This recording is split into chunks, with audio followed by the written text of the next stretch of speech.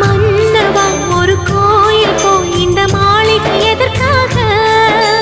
தேவியே என் ஜீவனே இந்த ஆலயம் உனக்காக.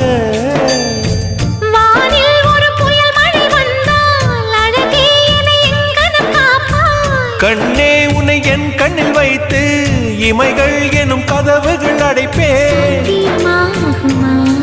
நான் சத்தியம் செய்யவா? தொடு தொடுவெனவே வானவில் என்னை தூரத்தில் அழைக்கின்ற நேரம். உவா